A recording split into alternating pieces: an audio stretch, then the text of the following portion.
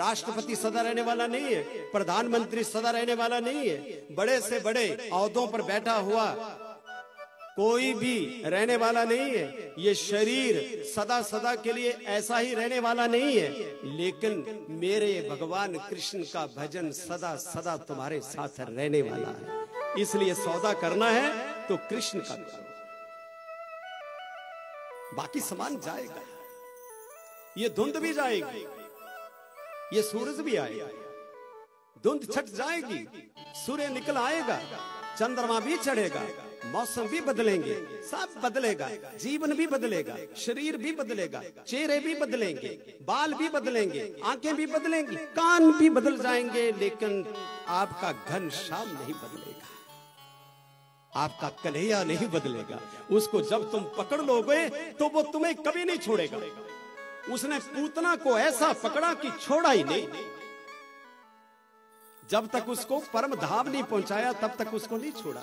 हालांकि पूतना का विचार गंदा था, तुम्हारा तो अच्छा है, तो तुम्हारे लिए तो भाई लड्डू ही लड्डू है दोनों हाथ में, कि तुम कन्हैया को एक बार पुकारो वो आ जाएगा और तुम्हें माला माल।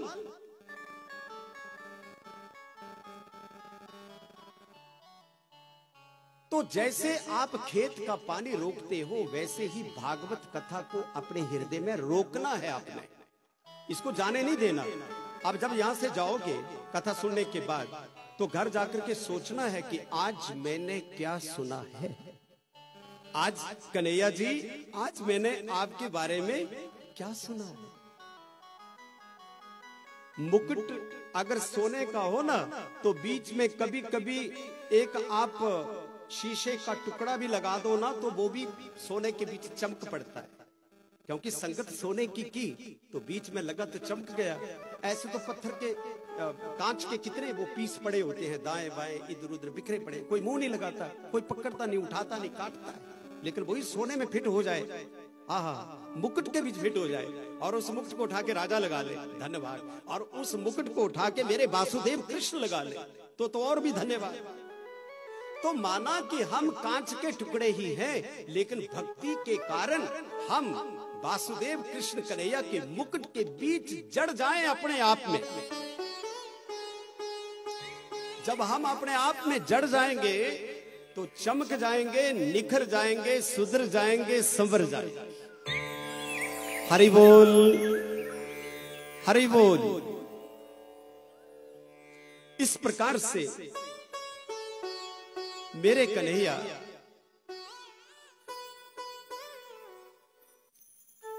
एक होता है, आजकल तुम सर्दी में अंगीठी जलाते हो कि नहीं? हाँ ना बोल दिया करो, यहाँ कोई बात नहीं, यहाँ अपनों के बीच हम तो देखिए, इसलिए पहाड़ में छिप करके तलहटी के बीच बैठे हुए, यहाँ बड़े मजे में बैठे हैं। देखो इधर भी कैलाश, उधर भी कैलाश, पीछे भी कैलाश, दाएं भी, कोई हमें कोई रोकने टोकने वाला तो है नहीं, इसलिए बोल देंगे, कुछ ना कुछ तो बोलेंगे, बोलिए ना कुछ तो। अंगीठी जलाते हो? आग कौन कौन सेकता है? हाथ खड़े करो। नहीं, झूठ मत बोलना, कन्हैया देख रहे हैं, ये बड़ा खतरनाक है, टेढ़ी टांग वाला। कितने अंगीठी सेकते? अच्छा, आपकी अंगीठी का कोई कोयला या कोई आग का अंगारा अगर बाहर गिर जाए, देखा आपने कभी? मानो कि आपने अंगीठी जलाई है, एक कोयला निकला और बाहर गिर गया, उसकी दशा कैसी होती है? बड़ी दुखदाई। ऊपर से तो वो भस्म सा बन गया होता है, छोटा सा बीच में रह गया होता है ना? अब हुआ क्यों, गड़बड़ क्यों हुई? वो काला भी हो गया और बीच में भी चला गया। कारण क्या हुआ? कारण ये हुआ कि उसने अंगीठी का संग छोड़ दिया।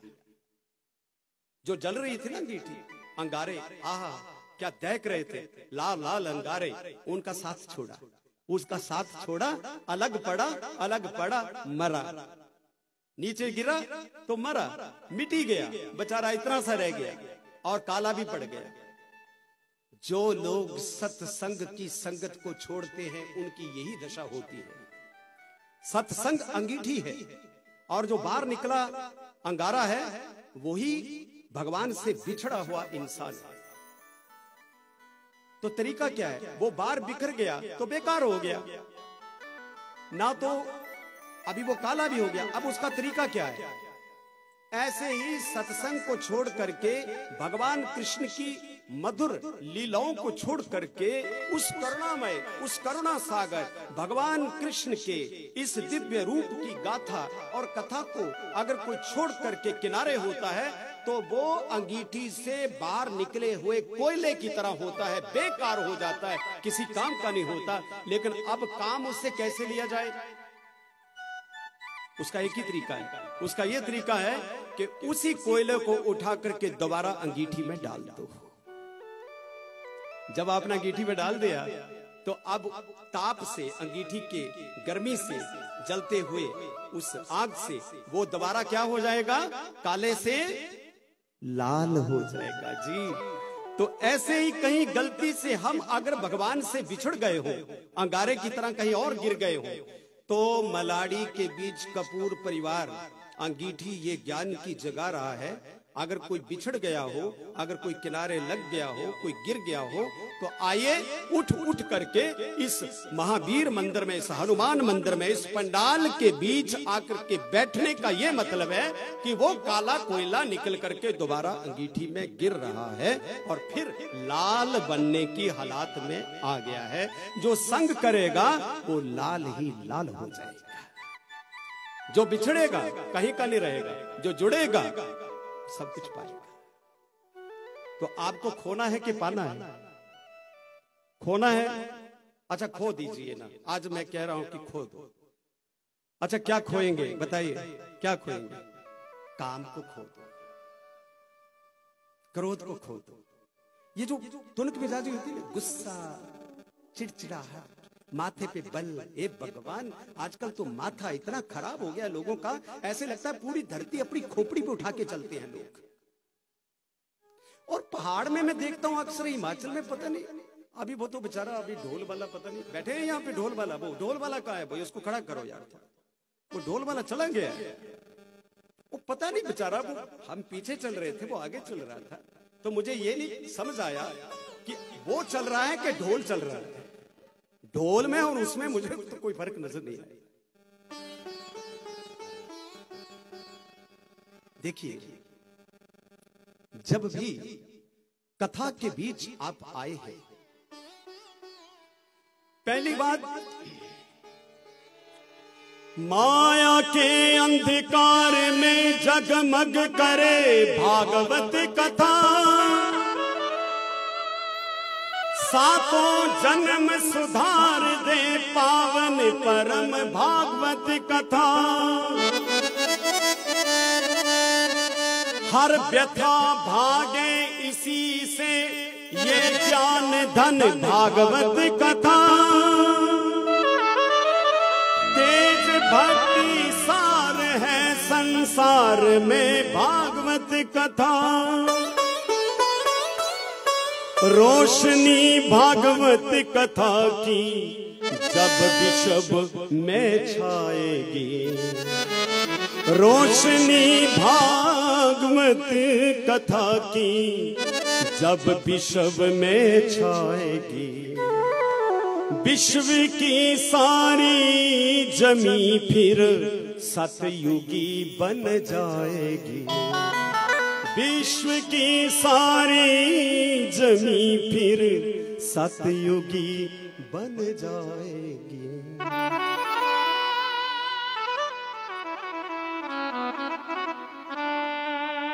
जाग के होश में आकर के आप इस कथा को श्रवण करें।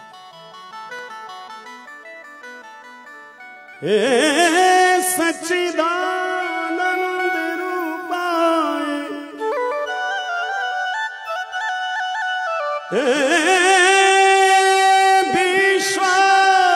विश्वोत्पत्त्यादि है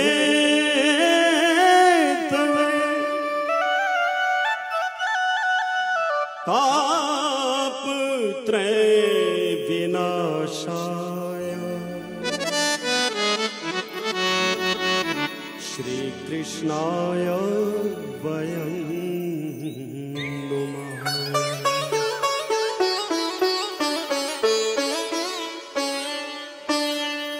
भागवत कथा में पहला सच्चिदानंद भगवान को कहा है, सत चित आनंद विश्वोत्पत्त्यादि हेतु। ये पूरी धरती को जन्म देने वाले हैं, पूरी धरती को विस्तार देने वाले हैं, और भगवान ही पूरी धरती का संहार करने वाले हैं। ये पहला श्लोक है भागवत का। तापत्रय विनाशाय। हमारे जीवन में कितनी पीड़ाएं हैं? तीन। कितनी है? कितनी पीड़ा, कितने ढंग की पीड़ाएं? मुख्य रूप से तीन। कैसे वाला? एक है देहिक, जो हमारे शरीर को तकलीफ आती है। एक है दैविक, जो देवताओं के द्वारा कभी कभी हम भोगते हैं तकलीफ, एक वो तकलीफ है। और एक है संसार की तकलीफ, अचानक अचानक, जैसे बाढ़ आ गई, जैसे भूकंप आ गया, जैसे पेड़ गिर गया, कोई नीचे जा रहा है और पेड़ गिरा तो चपेट में आ गया। कितनी पीड़ाएं हैं? देवताओं के द्वारा देने जो मिली वो, और एक शरीर की जो मिली वो, और एक इस धरती पर चलते फिरते हमें अचानक जो मिली वो। कितनी पीड़ाएं? तीन। मंदिर में जाते हो, चरणामृत कितनी बार लेते हो? जोर से बोलो, जोर से। कितनी बार? तीन। क्यों? तीन बार क्यों? सुनिए भागवत जी क्या बता रहे हैं। और चरणामृत देने वालों को भी पता नहीं होता कि चरणामृत 3 बार क्यों दिया जाता है। और कभी कभी माई मंदिर में जाके, काठगढ़ में एक बार मैं देख रहा था, एक माई मंदिर में जाके पंडित से खपाई कर रही थी, क्योंकि उसने चरणामृत 1 बार दे दिया, तो माई बोले 3 बार दे। तो मैं किनारे खड़ा था, मन में आया कि इसको पूछूं तो सही कि माई तो 3 बार लेकर के किस भवसागर के पार जाने वाली कश्ती मांग रही है, लेकिन मैं उनको बोल नहीं पाया। लेकिन ये बात समझ में आती है कि चरणामृत 3 बार, यहाँ श्लोक कह रहा है तापत्रय, तुम्हारे जीवन में 3 प्रकार के कष्ट हैं। कितने हैं? 3। अच्छा, सनातन धर्म में भगवान के रूप कितने हैं? 3। कितने हैं? 3। एक बनाने वाला, एक बढ़ाने वाला, एक बनाने वाला, एक बढ़ाने वाला, एक मिटाने वाला। कितने हुए? 3। ना पता लगे तो फिर समझ लेना। अब दूसरा, कौन कौन है? जिनको पता है हाथ खड़ा करिए। 3 कौन है? बनाने वाले, बढ़ाने वाले, मिटाने वाले। ब्रह्मा, विष्णु, महेश। आपके गुण कितने हैं इस धरती पर? 3। कितने हैं? 3। सात्विक, राजसिक, तामसिक। महादेव के त्रिशूल पर कांटे कितने हैं? बिलपत्री पर पत्ते कितने हैं? है 3। तुम्हारे भगवान भी 3। और यहाँ भागवत पुराण के बीच 3 की बात कर रहे हैं कि ताप भी, कष्ट भी 3 है। अच्छा, राम के अंदर कितने अक्षर हैं? र, आ, म। कितने हुए? 3 ही है ना? कमाल। अच्छा, अंग्रेजों के भगवान में G, O, D कितने? आगे 3। अरे बोला तो करो ना। 3 आए, G, O, D। इसका मतलब यह है कि चरणामृत 3 बार लेने का ये अर्थ है कि हे भगवान, न तो देवताओं के द्वारा मुझे कष्ट मिले, हे भगवान न तो शरीर की व्याधियां मुझे सताएं, उनका मुझे कष्ट ना मिले, और हे भगवान चलते फिरते इधर उधर होते भी मेरे ऊपर कोई अचानक कष्ट ना पड़े। अचानक कष्ट कैसे पड़ता है? आप किसी के घर के नीचे से कोई जा रहा है, ऊपर से मिस्त्री काम कर रहा है, ईंट हाथ से छूट गई, जाने वाले के सिर पे पड़ी, वो वहीं मर गया। बिन बुलाए मौत आ गई, अचानक आ गई, तो ये अचानक चलते फिरते जो घटना घटती है कि आप तूफान चल रहा था, आप रास्ते से निकल रहे थे, कोई आदमी रास्ते से निकल रहा था, अचानक पेड़ का एक मोटा डाला टूटा, उसके ऊपर गिरा और वो वहीं धड़ाम हो गया। ये कष्ट बिन बुलाए आते, ये कष्ट भूकंप हो गया, बाढ़ हो गई, आपदा हो गई, कोई पेड़ का गिर जाना, कोई पहाड़ का गिर जाना। हिमाचल प्रदेश में तो अभी बहुत ज्यादा भोगा, बड़ी तबाही हुई है पीछे। अचानक हिमाचल को भी पता नहीं था, इस प्रदेश को भी पता नहीं था कि मेरे ऊपर इतना संकट आ जाना है, तो वो संकट ना आवे इसलिए 3 बार चरणामृत लेते हैं, शरीर का कष्ट मिटाने के लिए, देवताओं का कष्ट मिटाने के लिए, और रास्ते में चलते चलते अचानक मुसीबत से छुटकारा पाने के लिए 3 बार। और रोज चरणामृत लेना चाहिए, क्योंकि कहते हैं कि शरीर को जलाना चाहिए चंदन से।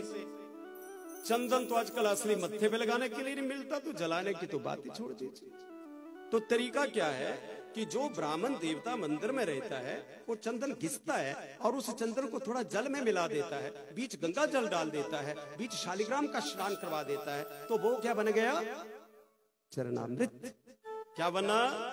चरणामृत बना। और आपने मांग लिया 3 बार, तो उसके 2 फायदे होंगे।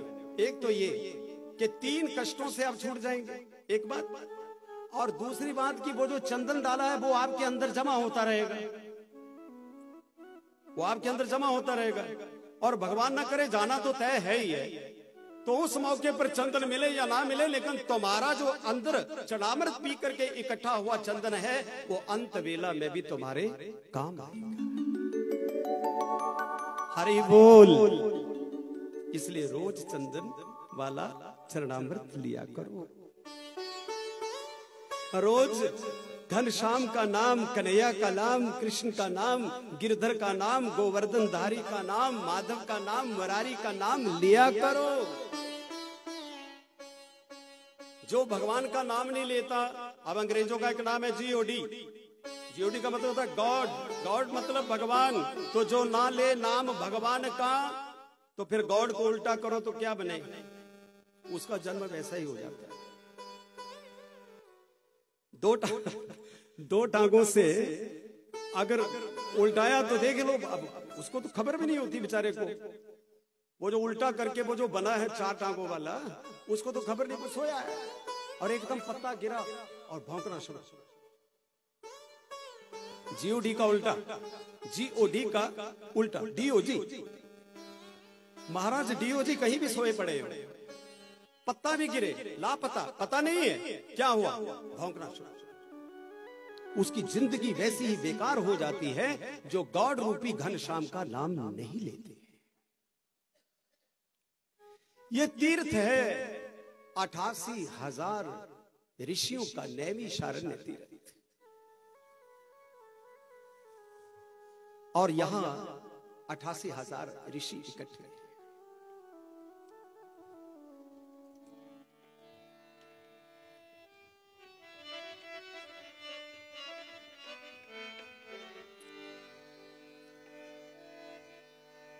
हो मोटे मोटे नैनन के तू,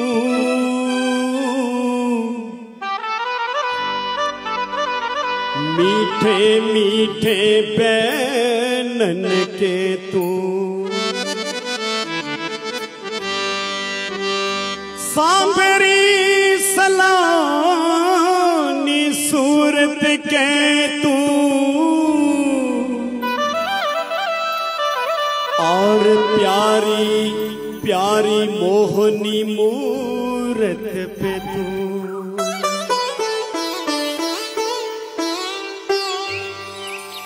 बांके बिहारी कजरारे मोटे मोटे तेरे नैन, हो नजर ना लग जाए, आय हाय नजर ना लग जाए, ओए होए नजर ना लग जाए, ओए होए नजर ना लग जाए। बिहारी कजरारे मोटे मोटे तेरे नजर ना लग जाए, आए हाय हाय नजर ना लग जाए, ओए होए हो नजर ना लग जाए।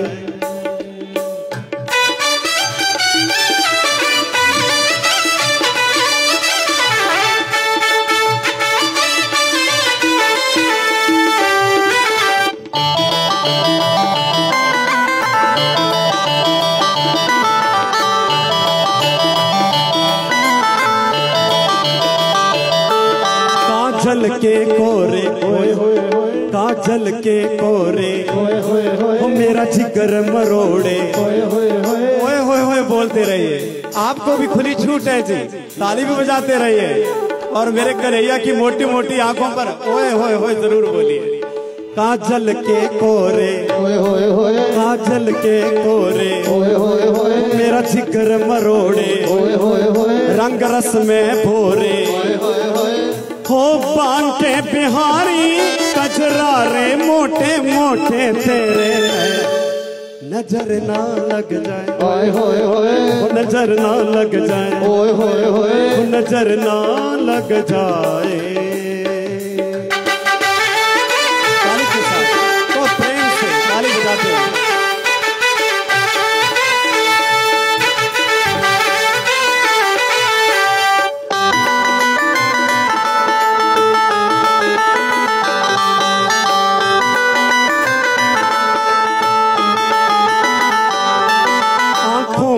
काजल, आंखों का काजल, वो मेरे जिगर है घायल, वो मेरा जिगर है घायल, कर डारे है घायल, ओ कर डारी रे कजरा रे मोटे मोटे तेरे ने, नजर ना लग जाए, नजर ना लग जाए, सर्दी ना लग जाए, अरे ठंड ना लग जाए। बोलिए ओ बांके बिहारी कजरारे मोटे मोटे तेरे, नजर ना लग जाए, नजर ना लग जाए, नजर ना लग जाए। ताली के साथ बहुत अच्छी।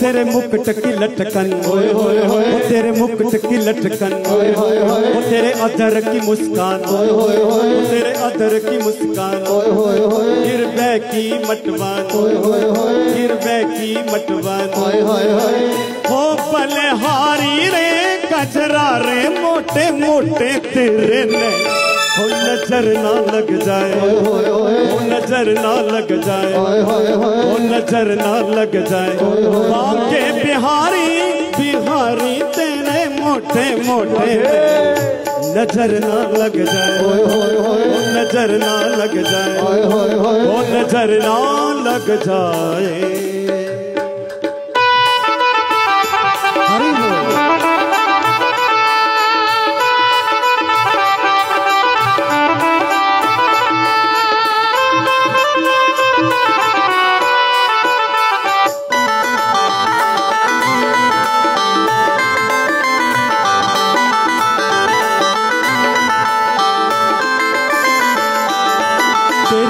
है टेढ़ी, तेरी रीत है टेढ़ी, तेरी प्रीत है टेढ़ी, तेरी प्रीत है टेढ़ी, तेरी जीत है टेढ़ी, तेरी जीत है टेढ़ी, मैं तो सारी कजरारे मोटे मोटे तेरे, नजर ना लग जाए, ओ नजर ना लग जाए, ओ नजर ना लग जाए, बांके बिहारी बिहारी मोटे मोटे तेरे, ओ नजर ना लग जाए, ओ नजर ना लग जाए, ओ नजर ना लग जाए।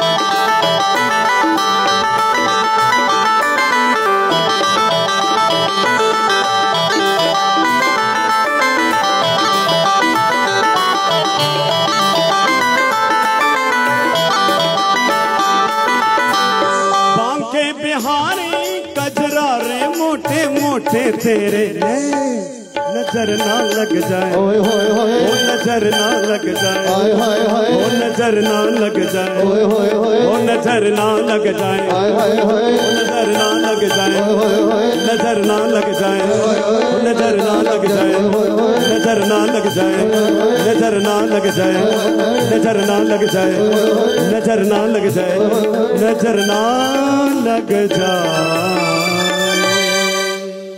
बोले बांके बिहारी लाल की। मात्र आप ही नहीं सुनते,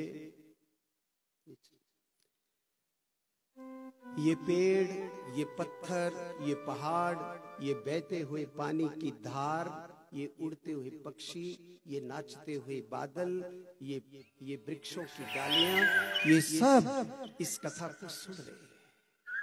ये माता धरती, ये विष्णु भगवान की धर्म पत्नी है।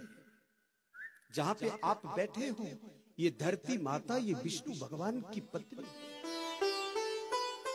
विष्णु पत्नी नमस्तुभ्यम पादस्पर्श शमस्व में। इसलिए इस धरती पर आप जब भी बैठो, बैठ तो गए, सही बैठे हो, ठीक बैठे हो। ठीक कहने का ये अर्थ है कि मन से बैठे हो या अकेले ही तन को लेकर बैठे हो। मन से बैठे हो, देख लो कहीं खड़बड़ तो नहीं। मन से हो कि तन से। तो आज ये भागवत व्यास का कहना है यहां से कि तन तो लेकर बैठना है ही, तन ही तो है सारे धर्म कमाने का। एक ही तो तरीका भगवान ने हमें दिया, वो तन दिया, शरीर। लेकिन शरीर ही रह जाए और इस शरीर में रहने वाला कहीं और ही मौज मनाए, उसको क्या कहते हैं? मन। तो तन के साथ बैठ जाए मन, तो बैठना होता है सफल। हरि बोल, जोर से बोला करो हरि बोल।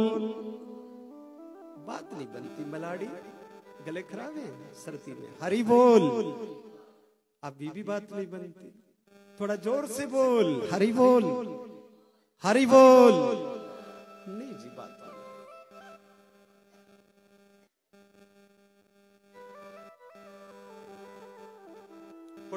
पड़ोसियों से लड़ाई मारने का ट्रेलर दिखाओ मुझे। अब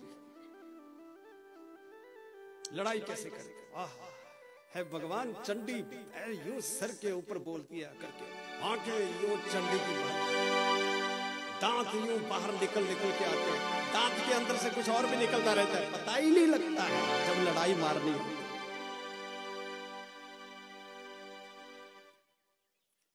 हरि नाम के लिए भी पोते का जन्म हो जाए तो 85 साल की भी मारे ठुमका जोर से, अच्छी बात है, बुरी बात थोड़ी। पर यहां मेरे मालिक की जय जब बोली जाती है भाई, तो वो अदा यहां भी तो कुछ न कुछ होनी चाहिए ना। हरि बोल। फर्क पड़ा मेरे माइक से तो मुझे पता नहीं लगता। हरि बोल, जोर से बोलो हरि बोल, हरि बोल, हरि बोल। कुछ है डामाडोल। हरि बोल। वो देखो पीछे वो कह रहे हैं कि हमने तो आपकी ड्यूटी लगाई है, हम तो बस बादशाह हैं। अरे भाई साहब थोड़ा कष्ट करिए। हरि बोल, हरि बोल, हरि बोल। ऐसे माधव सुनते हैं। ये करुणामयी पुकार, ये भावमयी पुकार, कलयुग केवल नाम आधारा, सुमर सुमर नर उतरे पारा। कलयुग में केवल यही एक नाम का जहाज है कि इसके ऊपर बैठ जाओ तो भव से पार चले जाओगे। कोई रोकने टोकने वाला नहीं है। कलयुग केवल गाये राम ही गाओ, राम ही सुनो, राम में मन लगाओ, राम पर विश्वास करो, राम से अपनी डोरी बांधो, राम को डोरी सौंप दो, घनश्याम को डोरी सौंप दो। कलयुग केवल नाम आधारा, कलयुग केवल नाम आधारा, सुमर सुमर नर उतरे पारा, सुमर सुमर नर उतरे पारा।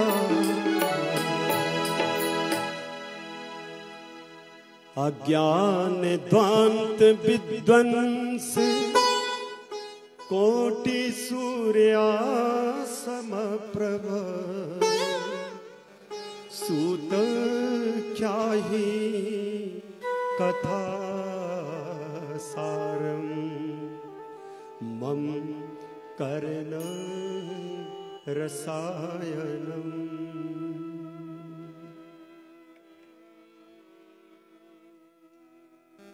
नैमिषारण्य तीर्थ जिस पर 88,000 ऋषि एकत्रित हुए और वहां पर श्रोता के रूप में 88,000 ऋषि, एक बड़े ऋषि वहां पधारे, नाम था सूत।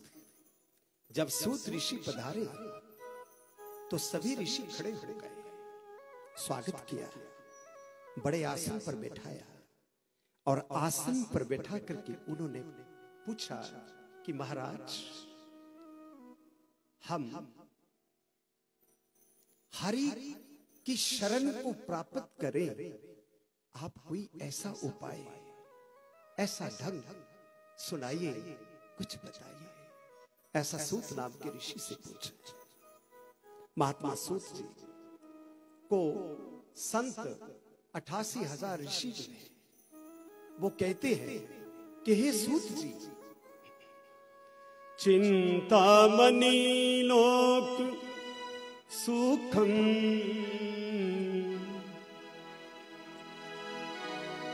चिंतामणि लोक सुखम, सुरद्रुः स्वर्ग संपदम,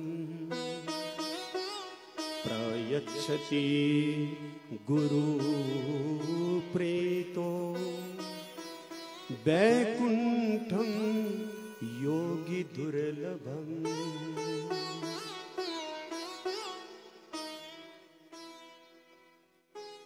अज्ञान ध्वांत विध्वंस, क्या कहते हैं, एक चिंतामणि होती है, वो सारी चिंताओं को मिटा देती है। अगर किसी को चिंतामणि मिल जाए तो उसकी सारी चिंताएं चली जाती है। एक होता है कल्प वृक्ष, वो देवताओं के पास होता है। अगर उस पेड़ के नीचे अगर कोई खड़ा होके जो जी चाहे वो मांग सकता है, और कल्प वृक्ष उसको वही दे देता है जो मांगता है, कल्प वृक्ष उसको वही दे देता है।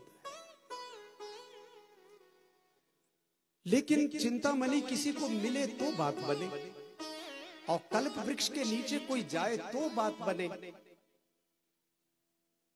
हरिद्वार कोई जाए तो नहाने की बात बने। महाराज चिंतामणि मिलती नहीं है, कल्प वृक्ष मिलता नहीं है, लेकिन श्रीमद् भागवत महापुराण तो हर जगह प्राप्त हो जाता है। और उसको सुनाने वाला कोई अच्छे ढंग से, मन वचन से, हृदय से अगर कोई सुनाता है तो निश्चित रूप से वैकुंठ की पौड़ी, वैकुंठ की सीढ़ी उस जीव को प्राप्त हो जाती है, जो इसको ढंग से सुनाता है और जो इसको ढंग से सुनता है। ये सूत नाम के ऋषि कह रहे हैं। क्यों हरि नाम से जुड़ना चाहिए? तो आगे कहा, काल ब्याल मुख ग्रास हे काल ग्रास मुख त्रास त्रास निर्नाश है तवे सूत ख्याई कथा सारं मं कर्ण रसायनम। महाराज, कथा इसलिए जरूरी है क्योंकि जन्म मानव का पाया है, मानव ही कथा सुनने का अधिकारी है, दूसरा व्यक्ति नहीं है। कथा कौन सुन सकता है? मानव।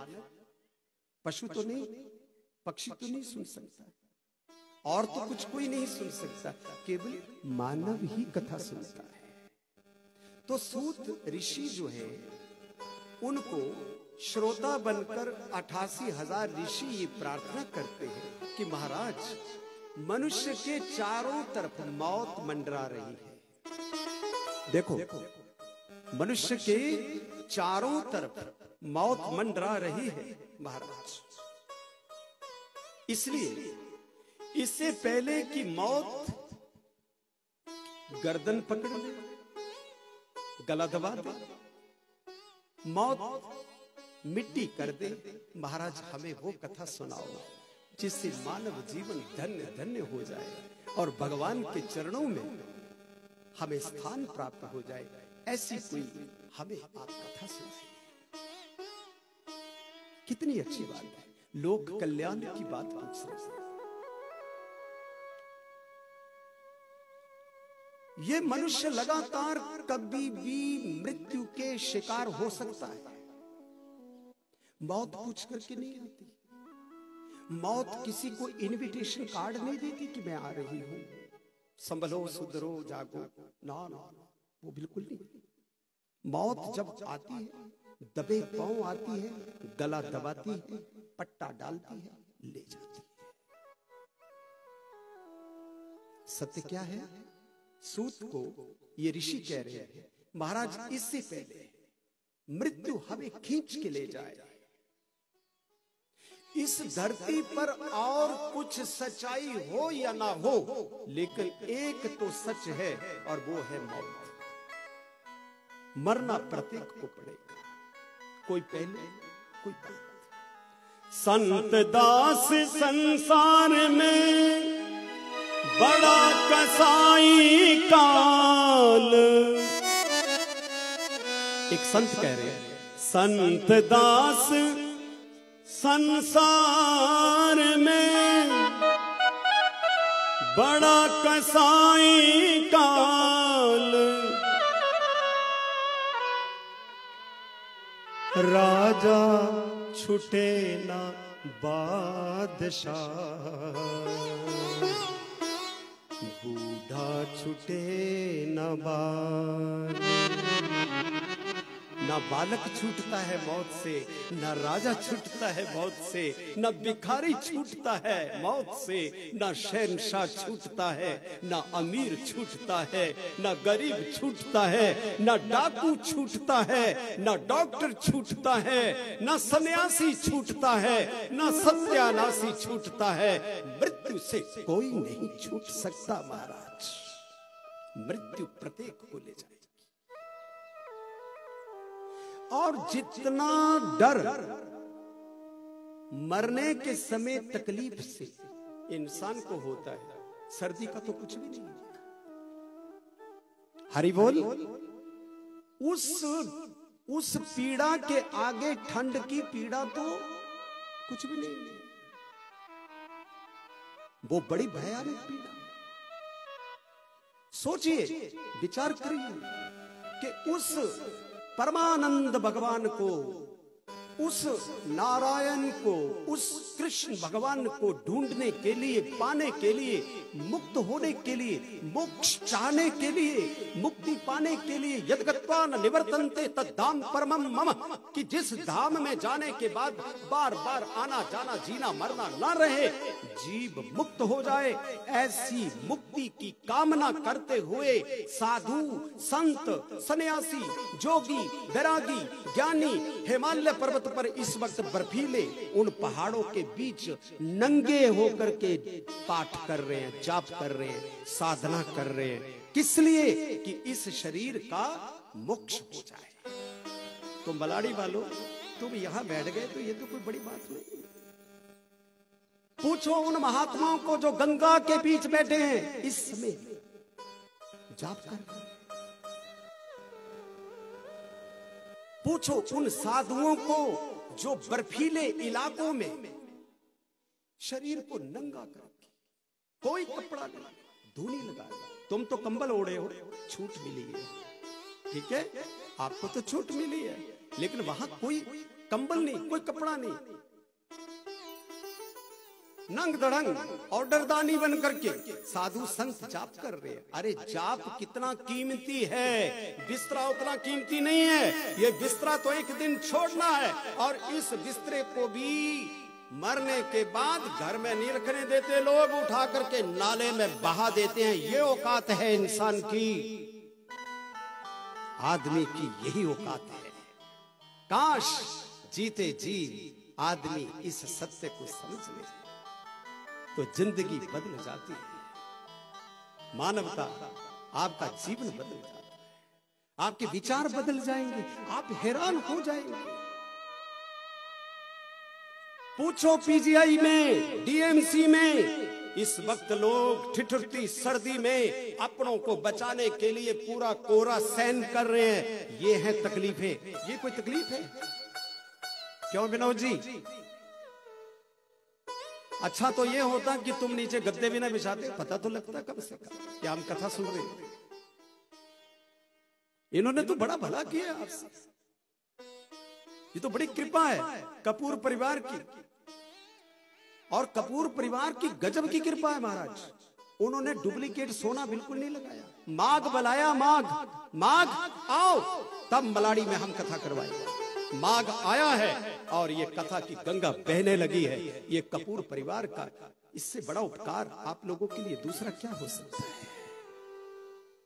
तुम अपने लिए मेले लगाते हो, कोई ऐसा पैदा विरला होता है जो सबके लिए मेला लगाता है। ये मेला ही है।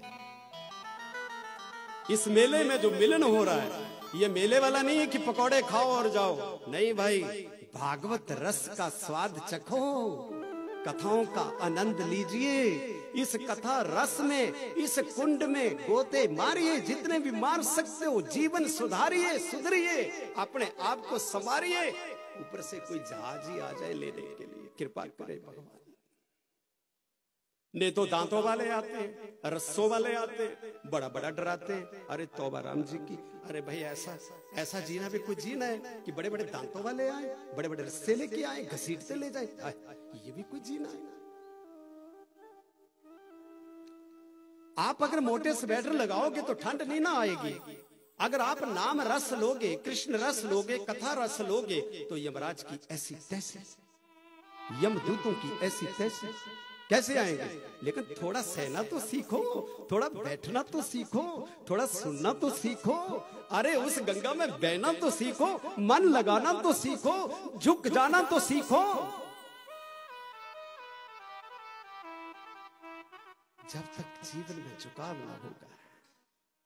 आप देखो ये चाय पिला रहे हैं आपको,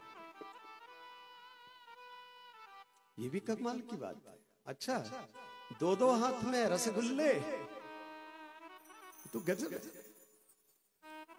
सूत ने उस समय जवाब दिया, परीक्षिते कथा वक्तुम सभाया संस्थितेषु के सुधा कुंभं गृहीत्वैव देवास्तत्र समागमम्। ये कथा सुनी है परीक्षित ने, सुनाई है भगवान सुखदेव ने। व्यास के पुत्र सुखदेव कथा सुना रहे हैं, परीक्षित कथा सुना रहे हैं। परीक्षित सुन रहे हैं, सुखदेव जी सुना रहे हैं। जब कथा शुरू हुई तो देवता आए और उनके हाथ में अमृत का घड़ा था। तुम्हारे हाथ की तरह चाय की प्यालियां नहीं, देवताओं के हाथ में अमृत का घड़ा था। और देवताओं ने भरी सभा में, जहां सुखदेव कथा सुना रहे थे और बाकी परीक्षित कथा सुन रहे थे, तो देवताओं ने कहा कि हे सुखदेव महाराज, आप ये हमसे अमृत का घड़ा ले लो और हमें कथा का अमृत दे दो। हमें कथा सुना दो, हमें कथा दे दो। अदला बदली कर लो। तुम अमृत का कलश ले लो, देवता कहते हैं, और बदले में हमें कथा का अमृत दे दो। देखो, अब ये आप थोड़ा विचार करिए कि कथा कीमती है या स्वर्ग का अमृत कीमती है। यहां पर ये बात समझा रहे हैं। सुखदेव जी मुस्कुराए, कथा सुनाने वाले व्यास के पुत्र सुखदेव जी मुस्कुराए और मुस्कुरा करके क्या उन्होंने कहा, को कथा को सुधानो के को काचा को निर्महा। देवताओं,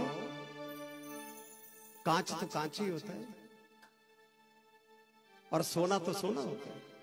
कंचन कहते हैं सोने को, तो कंचन होता है, कांच तो कांच होता है, कथा तो कथा होती है। और तेरे घड़े में पड़ा हुआ ये छोटा सा कुंभ, ये मिट्टी के घड़े में पड़ा अमृत, ये तो हल्का सा है। इसलिए को कांचा को मनिर महान, मिट्टी का घड़ा सोने के घड़े का मोल, मिट्टी के घड़े का और सोने के घड़े का मोल बराबर होता है क्या? हरि बोल। मिट्टी के घड़े का और सोने के घड़े का मोल बराबर होगा या सोना भारी पड़ेगा? सोना कीमती है, वो भारी पड़ेगा, तो सोना भारी। इसी प्रकार सुखदेव कहते हैं कि तुम्हारा जो स्वर्ग का अमृत है ये मिट्टी के घड़े की तरह है, लेकिन मेरी जो कथा है ये सोने की भांति, ये अमृत कथा है, ये भागवत कथा है। इसलिए तुम्हारा अमृत मेरी कथा की बराबरी नहीं कर सकता है। अमृत पर भारी पड़ी भागवत कथा, ध्यान दीजिए। इसलिए अगर आपको अमृत भी मिल जाए तो उसको भी किनारे कर दीजिए, ऐसा अमृत नहीं मिलेगा जो भागवत कथा का अमृत है। इसको पीछिए।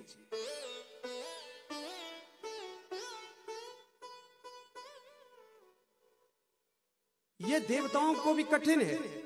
देखो, ये भागवत कथा नहीं मिलती मल्हाड़ी वालों, ये जो भागवत कथा है ये देवताओं को भी नसीब नहीं होती। क्यों? देवता कौन बनता है? जो धरती पे पुण्य प्राप्त करता है। जो धरती में पुण्य प्राप्त करता है वो दिव्य बनता है, वो देवता बनता है, वो देवलोक में जाता है। परंतु पुण्य कहाँ मिलते हैं? धरती पर। आप जो कमाते हो ये दूसरी कमाई नहीं कि कितना अनाज बेचा, कितनी सब्जी बेची, जो मर्जी करो, वो कमाई नहीं। नाम की कमाई, ईश्वर की कमाई, जाप की कमाई, सिमरन की कमाई, ध्यान की कमाई, वो आपने जितनी भी कमाई है वो परमानेंट कमाई है तुम्हारी, वो अपनी कमाई है तुम्हारी, और वही कमाई तुम्हें देवलोक ले जाएगी। जैसे तुम्हारा जेब में पड़ा पैसा तुम्हें हरिद्वार ले जाता है, वैसे ही मानव देह छोड़ने के बाद जो आपने अच्छे कर्म किए हैं वो तुम्हारे साथ जाएंगे। देह यहीं जल जाएगा, बह जाएगा। लेकिन वो जो कमाई आप लेके गए, अगर कमाई बहुत बढ़िया है तो तुम्हें देवलोक मिलेगा, लेकिन देवलोक में पुण्य प्राप्त करने का कोई तरीका नहीं है। इसलिए जो कमाई धरती से लेकर के जाओगे वही देवलोक में खर्च करोगे, और जब जेब खाली हो गई तो मुड़ के आपको इसी जमीन पर आना पड़ेगा, दोबारा फिर जन्म लेना पड़ेगा। लेकिन इस कथा को श्रवण करने के बाद आवागमन में नहीं आना पड़ता, क्योंकि भगवान उसको अपने हृदय से लगा लेते हैं जो कथा को ध्यान से सुनता है। देवलोक से आपको मुड़ के आना पड़ेगा, कमाई खत्म हो गई तो वापस।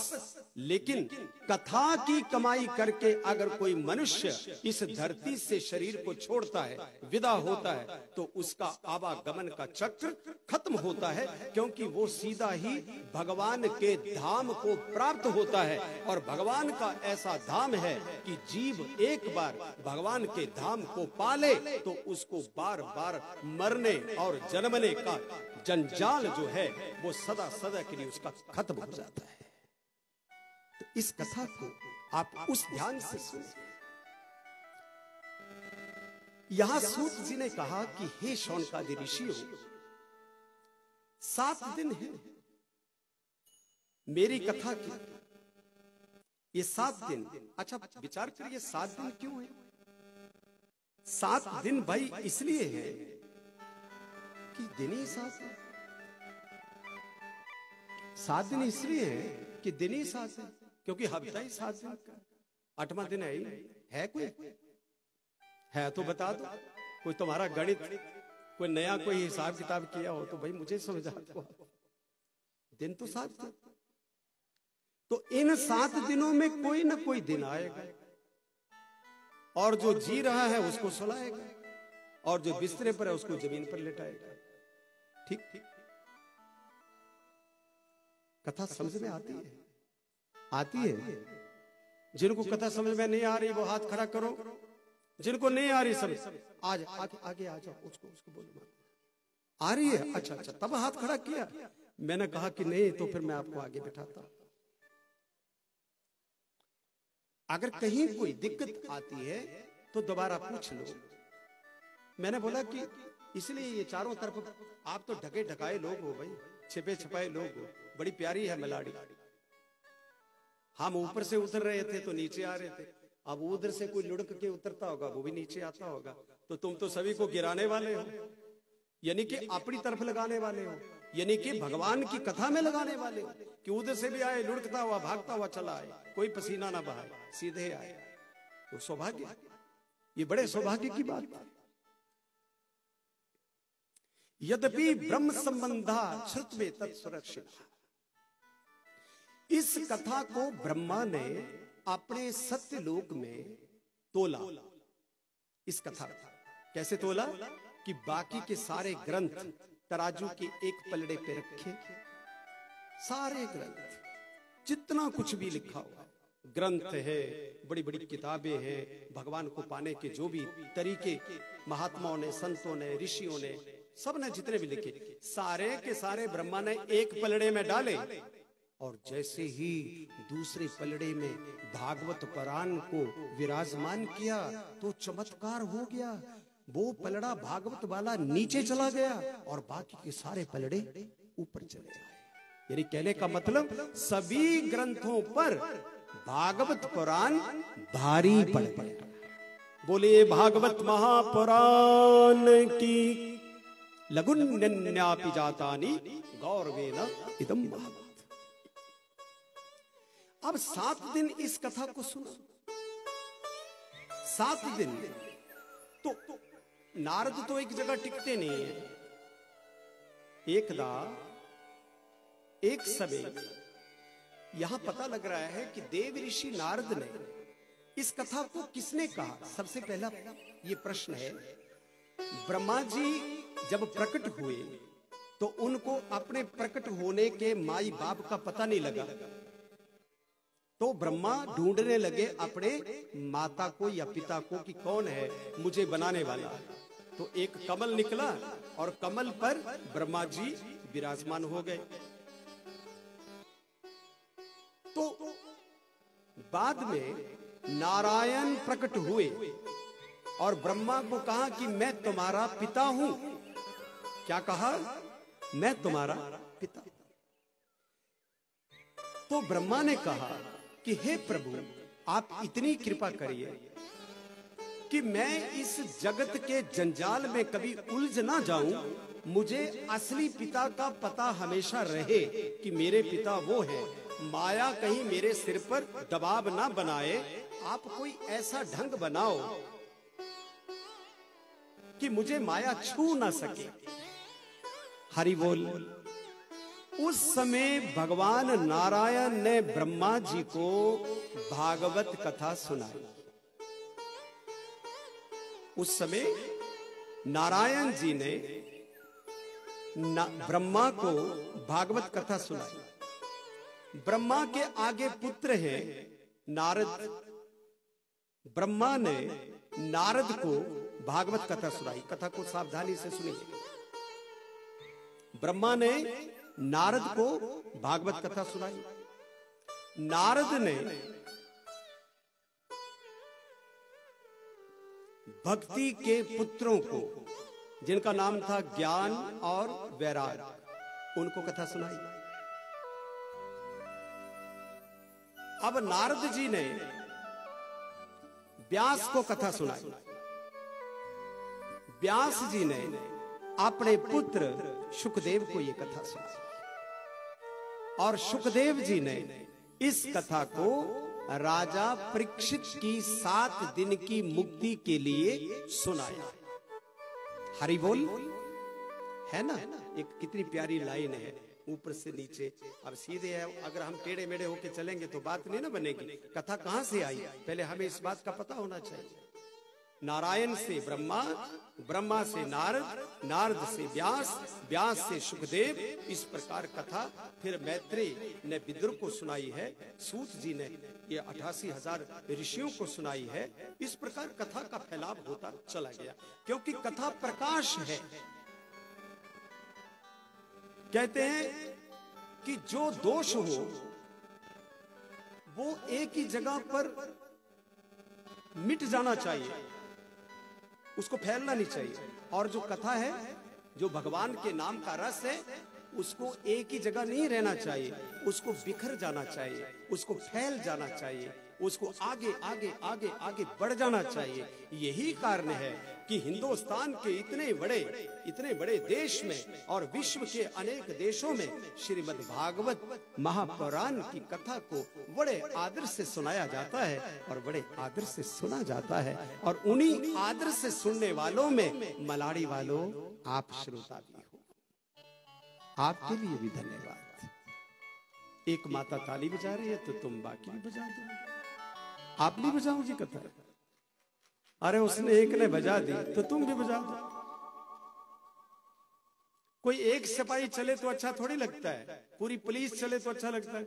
एक फौजी रोड पे चला हो तो अच्छा थोड़ी लगता है, पूरी फौज चले तो अच्छा लगता है। एक विद्यार्थी चला हो तो वह अच्छा नहीं लगता, पूरा स्कूल के छात्र चल रहे हो तो बहुत बढ़िया लगता है। तो एक ताली बजाए तो अच्छा थोड़ी लगता है, पूरा पंडाल ताली बजाए तो अच्छा। हरि बोल। एक समय ब्रह्मा के 4 पुत्र, सनक, सनंदन, सनातन और सनत कुमार। कितने पुत्र हैं? ब्रह्मा के मानसिक पुत्र हैं। ये कोई पति पत्नी से नहीं है, मन से पैदा हुए, ब्रह्मा के मन से। अब सृष्टि कैसे बनती है? भगवान मन से भी बनाते हैं, हाथों से भी बनाते हैं, आंखों से भी बनाते हैं, कानों से भी बनाते हैं, टांगों से भी बनाते हैं, पेट से भी बनाते हैं, जानवरों से भी बनाते हैं। भगवान तो कई प्रकार की सृष्टि बना सकते हैं, क्योंकि सर्वतंत्र स्वतंत्र हैं भगवान। भगवान स्वयं स्वतंत्र है, उनको वो किसी के मोहताज नहीं है, वो किसी के गुलाम नहीं है। वो जो जी चाहे वो कर सकते हैं, जब जी चाहे कर सकते हैं, मिटा सकते हैं, बना सकते हैं, उठा सकते हैं, गिरा सकते हैं। ये उनकी इच्छा है, ये उनकी मर्जी है। तो एक समय ये ब्रह्मा के चारों पुत्र भगवान की भक्ति करने वाले। एक दिन ये बद्री का आश्रम में आया। कहां पे? बद्रीनाथ। कौन कौन गया है? हाथ खड़ा करो। कितने लोग गए बद्रीनाथ? झूठ मत करना। बद्रीनाथ के कबाड़ बंद हैं। आजकल वो डायरी लेके बैठते हैं, पे कौन झूठ बोल रहा है? कोई नहीं गया? एक बार जरूर जाना चाहिए, ठीक है? तो बद्रीनाथ में एक दिन ये चारों ऋषि गए। कौन है ये ऋषि? ब्रह्मा के पुत्र। अब ध्यान रखना, कथा को ध्यान रखना। मेरी मानसिक बैंत चलती रहेगी आपके अंदर। मानसिक मन की बैंत चलाता रहूंगा मैं तुम सब में। मैं देख रहा हूं कौन कथा से डगमगा रहा है, कौन कथा से लड़खड़ा रहा है, कौन कथा से अपने मन को दौड़ा रहा है, दाएं बाएं कर रहा है। बिल्कुल नहीं, एकाग्रचित होके करिए। इस मन के कारण ही 84 के चक्रों में, कभी कुत्ते की योनि में, कभी पशुओं की योनि में, कभी गधे की योनि में, कभी भैंसे की योनि में हम लोग उलझते रहे हैं, हम लोग फंसते रहे हैं। लेकिन अब मानव जन्म पाने के बाद हम मुक्त होने का रास्ता अपनाएंगे, इसलिए भटकेंगे नहीं, मन को नहीं भटकाएंगे, मन को इधर उधर नहीं करेंगे, कथा में लगाएंगे। ब्रह्मा के 4 पुत्र, चारों कहां पहुंचे? बद्रीनाथ। बद्रीनाथ जाकर के उन्होंने क्या देखा कि वहां देव ऋषि नारद जी बैठे, बड़ा मुंह परेशान, मन मलिन, ऐसे दुखी, जैसे पता नहीं कितनी तकलीफ है इनको, कि किसका वियोग है, किसकी पीड़ा है। तो सनकादि ने पूछा कि देव ऋषि जी, अब वो बद्रीनाथ कितनी प्यारी जगह है, आइए।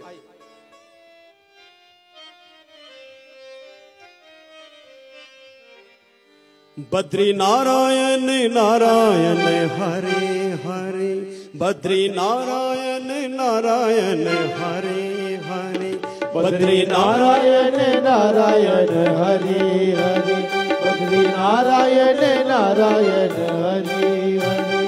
जय जय नारायण नारायण हरे हरे, जय जय नारायण नारायण हरे हरे, जय जय नारायण नारायण हरे हरे, जय जय नारायण नारायण हरे हरे। वही बात, जय जय नारायण नारायण हरे हरे, जय जय नारायण नारायण हरे हरे। तेरी लीला, तेरी लीला, तेरी लीला सबसे न्यारी न्यारी, हरे हरे, तेरी लीला सबसे न्यारी न्यारी, हरे हरे। जय जय नारायण नारायण हरे हरे, जय जय नारायण नारायण हरे हरे, जय जय नारायण नारायण हरे हरे, जय जय नारायण नारायण हरे हरे।